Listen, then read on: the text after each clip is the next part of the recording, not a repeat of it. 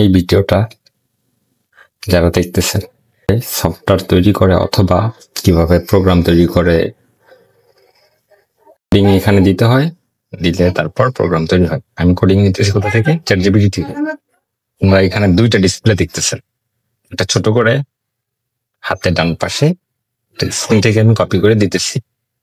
তো আমি চ্যাটজিপিটি কি বলেছিলাম নতুন একটা সফটওয়্যার তৈরি করব যেটা আমি প্লে স্টোরে রাখতে চাই এবং বিনামূল্যে সবাই যেন ফটো এডিটিং করতে পারে। তো ওইটার কোডিং চাই।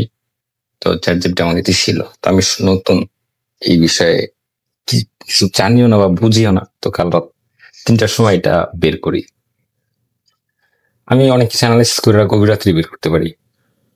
হঠাৎ মাথায় চলে আসে অনেক কিছু, তো যেটা সে তখন সাথে সার্চ করার পরে ওইটা নিয়ে আমি গবেষণা করি, অ্যানালাইসিস করি, রিসার্চ করি।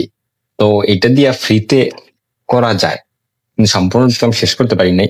তো যাদের আগ্রহ আছে এই বিষয়গুলোতে, তুমি চাইলে এনেও হয়তো বা কোনো একটা সময় হয়ে যাবে, 1 সপ্তাহ বা 3-4 দিন ট্রাই করে কিছু তো শিখতে পারবা।